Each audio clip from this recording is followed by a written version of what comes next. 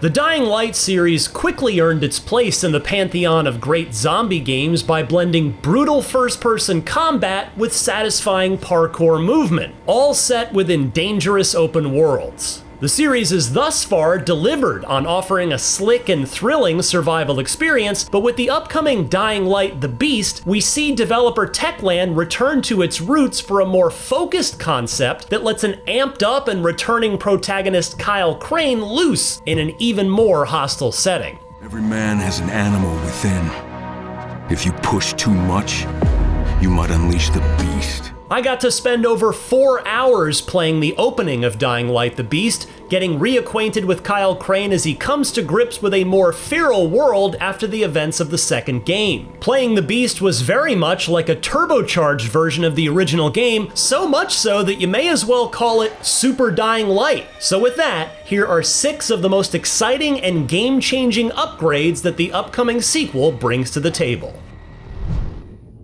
Dying Light 2 took a bold step towards building an RPG-style story with game-changing events defined by your choices. While certainly ambitious, it didn't quite reach its full potential in the broader sense. For the Beast, we instead see a more defined story about the return of Kyle Crane, who has undergone some horrific experiments following the shocking ending of the Dying Light 1 expansion, The Following. Now hell-bent on revenge against the mysterious antagonist known as the Baron, Crane has to relearn his skills as a survivalist while leveraging some powerful abilities to level the playing field. First, you need to get your health back, and I can help you with that. The Beast draws inspiration from Dying Light 2 and does more to make Kyle a more central figure within his story. Along with new third-person cutscenes, there are now more opportunities to help build Crane's understanding of the state of things in Castor Woods. Several interactions with key characters also play out in Mass Effect-style chats, which can give you more insight into plot developments and to pick up on Dying Light lore. I really appreciate the more focused take on storytelling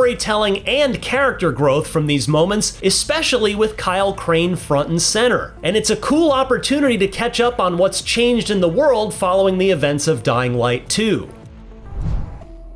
Dying Light the Beast does well to show its teeth early, making the point that this is a more brutal take on the series. Many of the combat encounters in the opening show how aggressive and imposing the infected can be, with even the common foes managing to get the jump on me when I let my guard down. Fortunately, Kyle Crane is a far more capable survivalist than before. So much so that many abilities locked off in different skill trees from previous games, such as the parkour-based high jumps and pulling off counter grabs, are a part of Crane's core kit and can be used immediately. Furthermore, you can even use new takedowns on weakened enemies, which act as glory kills for the lesser and more elite infected.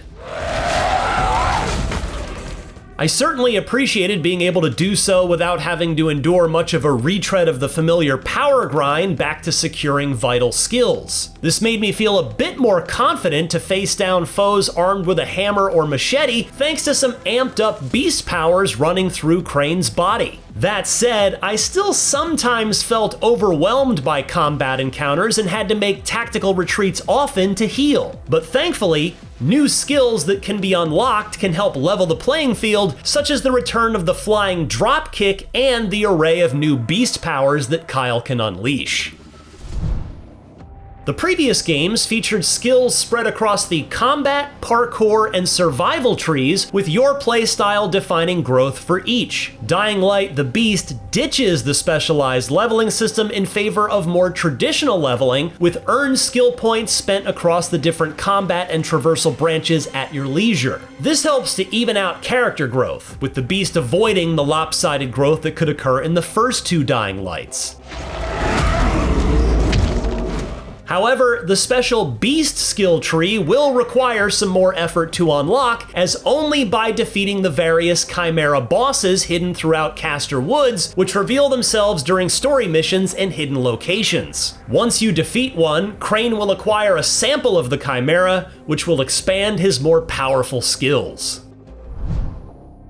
Dying Light the Beast finally grants players new abilities and skills that have been long teased throughout the series. As a powered up state that goes into effect once you've dished out or sustained enough damage, Crane will automatically enter Beast Mode, amping up his melee strikes and agility in ways that let you cut loose against common and elite foes alike. Additional Beast powers add new abilities like a running jump, a ground slam, and even the ability to pick up boulders and toss them at foes, just like those annoying bruiser enemies from earlier games.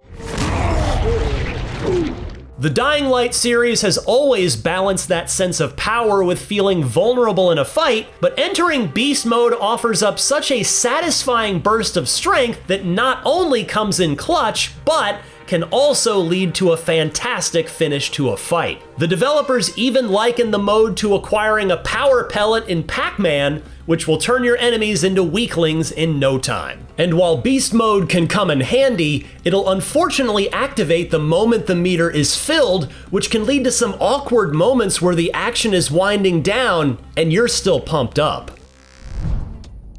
One moment that instills a sense of dread for every Dying Light player is right when nightfall hits. In that moment, the game transitions into a full-on survival horror experience as the powerful, volatile infected come out to play. While Dying Light 2 eased the tension of nighttime gameplay to make it more approachable, this ultimately came at the expense of its larger experience. This was later patched with further updates, and the Beast fully embraces the original vision of survival during the night.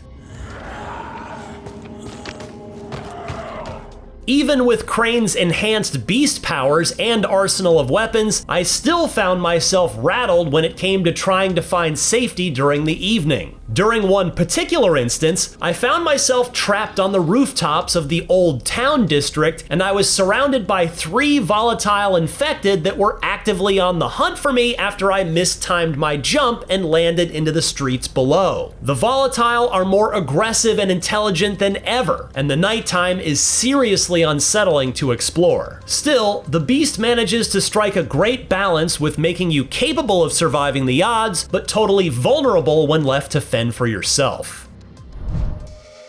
A prevailing worry other fans, including myself, had with Dying Light the Beast was that it was going to be a more bite-sized follow-up, but after my hands-on time, developer Techland had proven me wrong with the upcoming standalone game. The scale of the Beast is much closer to the original Dying Light, which the devs have stated was the sweet spot when it came to playing the more aggressive take on their open-world survival game. Mayday! Mayday! Mayday! We're under attack at the town hall! Something is trying to get in and we can't... What makes Dying Light the Beast work well, based on my limited time with it, is that it combines the best aspects of both the original and the first sequel. It adopts a more thoughtful approach to presenting its main narrative and characters from the second, while retaining the more confident and hard-hitting, tense action from the original. Without the decision paralysis that could come from Dying Light 2's complex narrative, the Beast goes all in on Crane's revenge story that's chock full of the thrills and scares that the series is all about. And that seems to be what fans are most looking forward to with the next entry in this series.